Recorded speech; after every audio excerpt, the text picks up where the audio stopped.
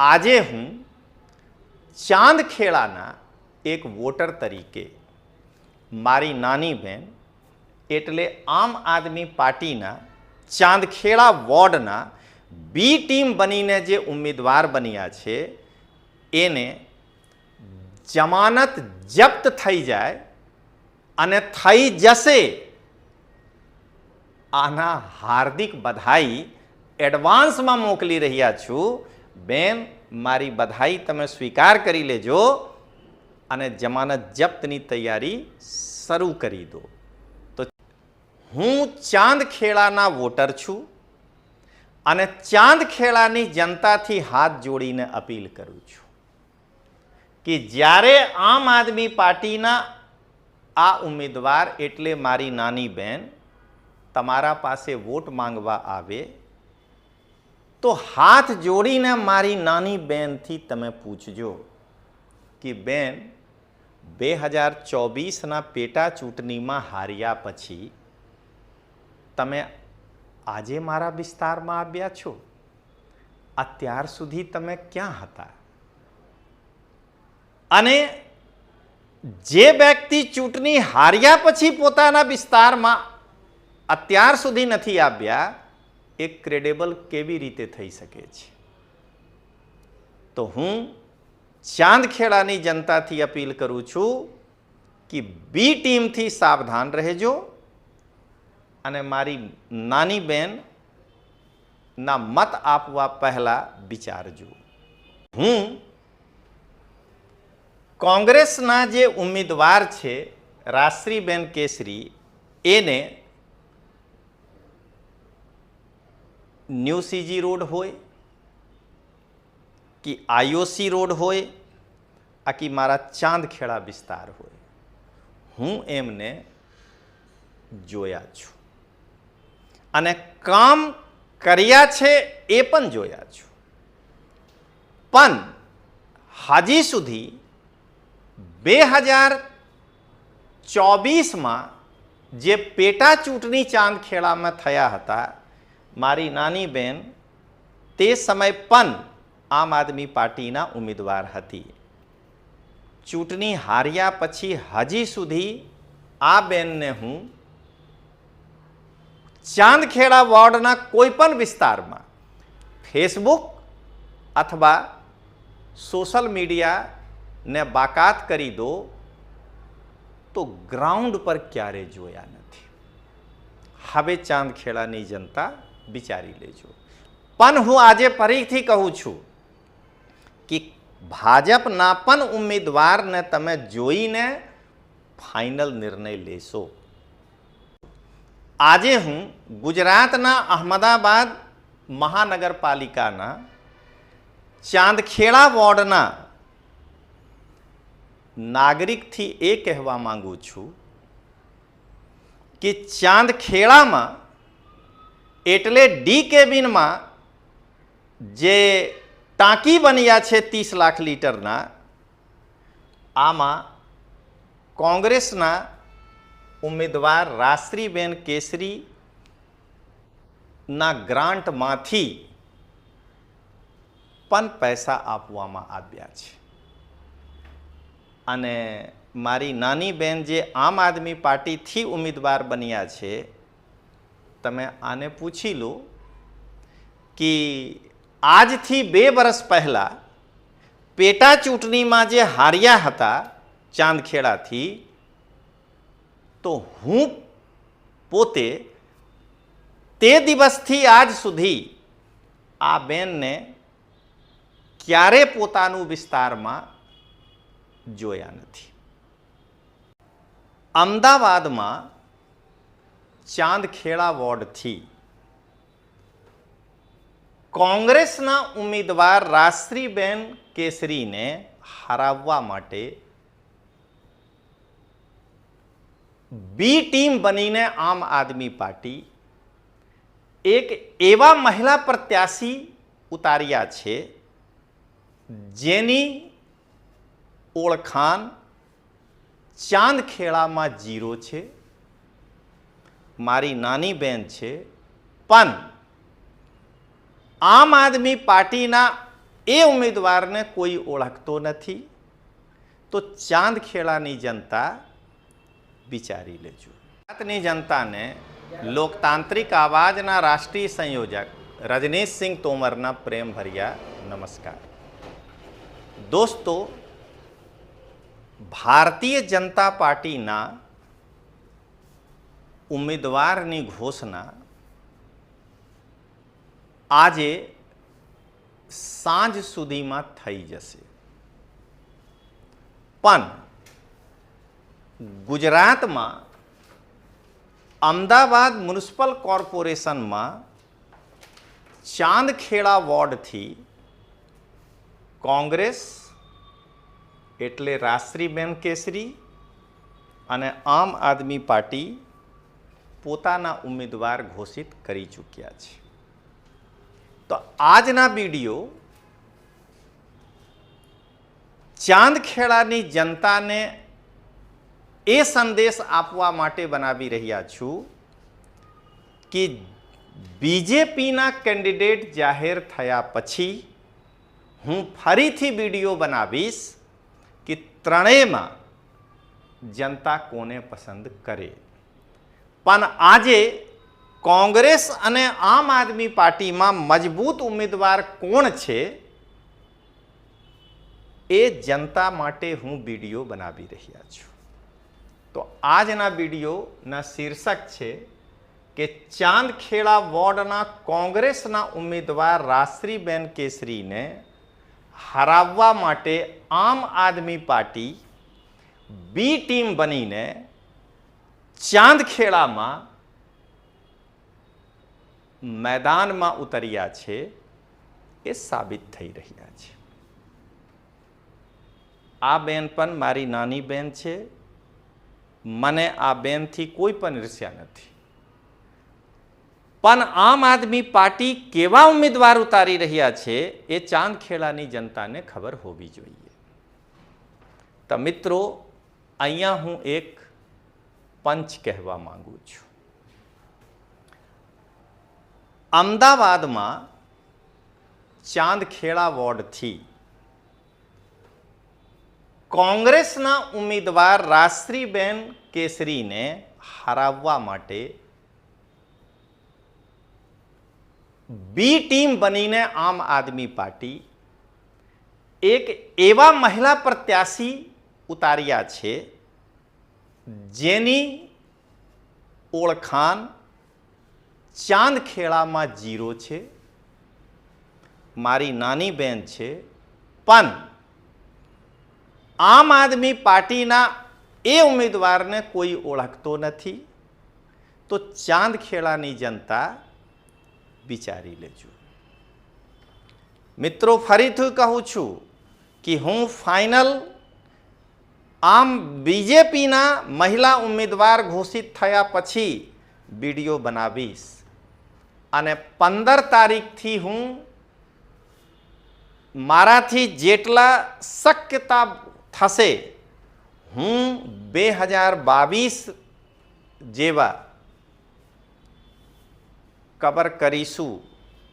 50 ward, 100 ward અને બધા ઉમેદવારોની માહિતી આપીને જનતાને એ બતાવીશ કે તમે જોઈ લો, આ છે માહિતી, તમે કોને મત આપશો.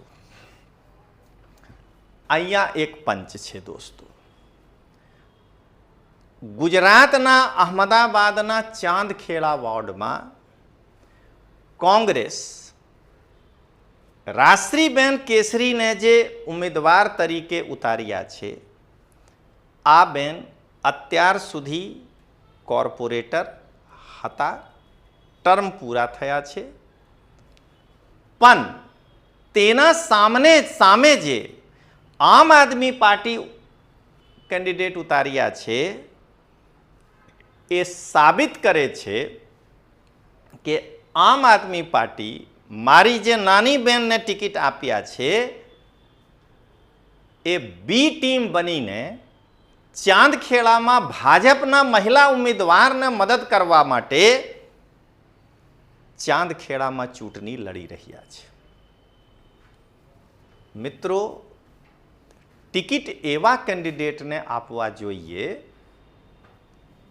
જે કર્મઠ હોય, જે પોતાના ક્ષેત્રમાં કામ કર્યા હોય. હું ચાંદખેડા વોર્ડના વોટર છું અને હું તટસ્થ વ્યક્તિ છું.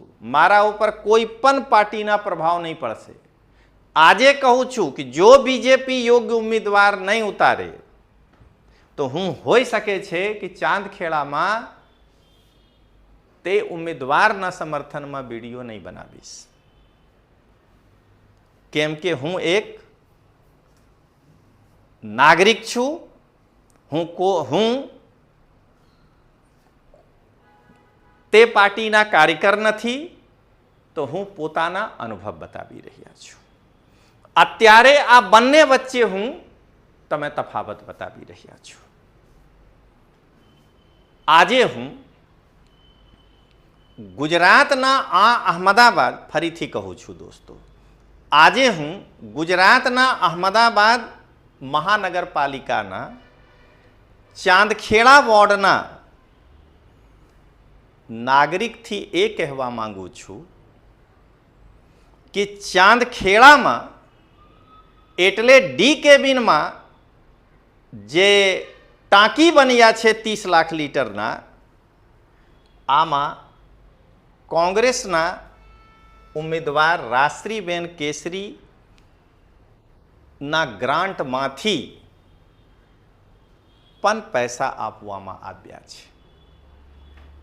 અને મારી નાની બેન જે આમ આદમી પાર્ટીથી ઉમેદવાર બન્યા છે, તમે આને પૂછી લો કે આજથી 2 વર્ષ પહેલાં પેટા ચૂંટણીમાં જે હાર્યા હતા ચાંદખેડાથી, તો હું પોતે તે દિવસથી આજ સુધી આ બેનને ક્યારે પોતાનું વિસ્તારમાં જોયા નથી. દોસ્તો, હું હંમેશા કહું છું કે લોકસભાની ચૂંટણીમાં મજબૂત નેતા, કેન્દ્રીય નેતા જોઈને મત આપવું જોઈએ. વિધાનસભાની ચૂંટણીમાં રાજ્ય અને કેન્દ્ર બંને વચ્ચે સંકલન થઈ શકે કે નહીં અને મજબૂત નેતા જોઈને આપવું જોઈએ. પણ આ તો કોર્પોરેટરના ચૂંટણી છે. આમાં પ્રત્યાશી જોઈને મત આપજો. આ નહીં તો 5 વર્ષ તમારા ગટર ઉભરાશે. આ તમે 5 વર્ષ સુધી વિચલિત રહેશો કે આ શું થયા. દોસ્તો, અહીંયા હું એક પંચ કહેવા માંગુ છું. હું ચાંદખેડાના એક વોટર તરીકે એ કહેવા માંગુ છું કે હું કોંગ્રેસના જે ઉમેદવાર છે રાશ્રીબેન કેસરી, એને ન્યૂ સીજી રોડ હોય કે આઈઓસી રોડ હોય, આકી મારા ચાંદખેડા વિસ્તાર હોય, હું એમને જોયા છું અને કામ કર્યા છે એ પણ જોયા છું. પણ હજી સુધી 2024માં જે પેટા ચૂંટણી ચાંદખેડામાં થયા હતા, મારી નાની બેન તે સમય પણ આમ આદમી પાર્ટીના ઉમેદવાર હતી. ચૂંટણી હાર્યા પછી હજી સુધી આ બેનને હું ચાંદખેડા વોર્ડના કોઈ પણ વિસ્તારમાં ફેસબુક અથવા સોશિયલ મીડિયાને બાકાત કરી દો તો ગ્રાઉન્ડ પર ક્યારે જોયા નથી. હવે ચાંદખેડાની જનતા વિચારી લેજો. પણ હું આજે ફરીથી કહું છું કે ભાજપના પણ ઉમેદવારને તમે જોઈને ફાઇનલ નિર્ણય લેશો. આજે જાહેર થઈ જશે.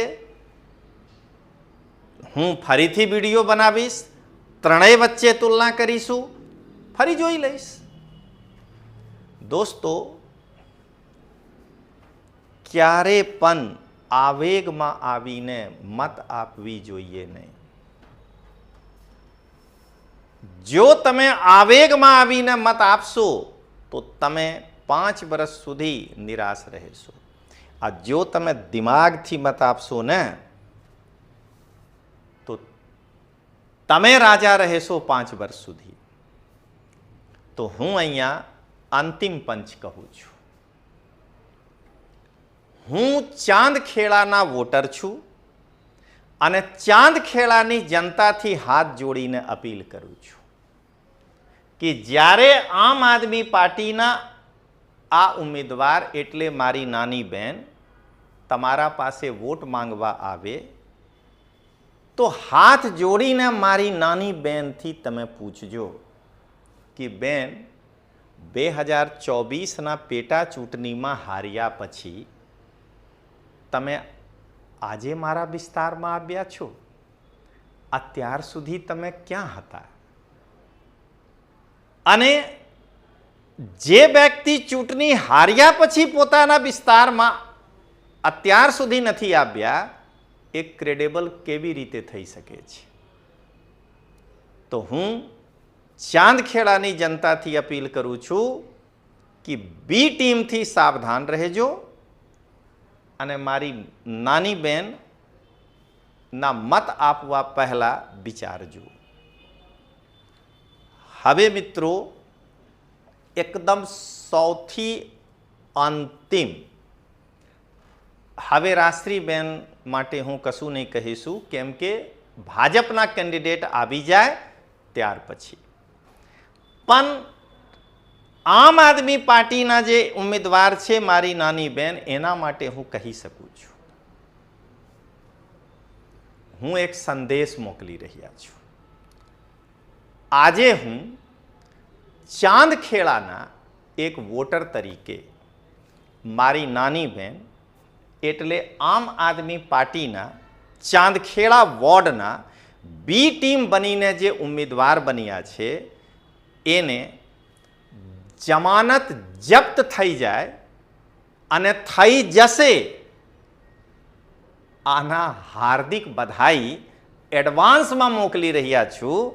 બેન, મારી બધાઈ તમે સ્વીકાર કરી લેજો અને જમાનત જપ્તની તૈયારી શરૂ કરી દો. તો ચાલો મિત્રો મળીએ. જય હિન્દ, જય જય ગરવી ગુજરાત.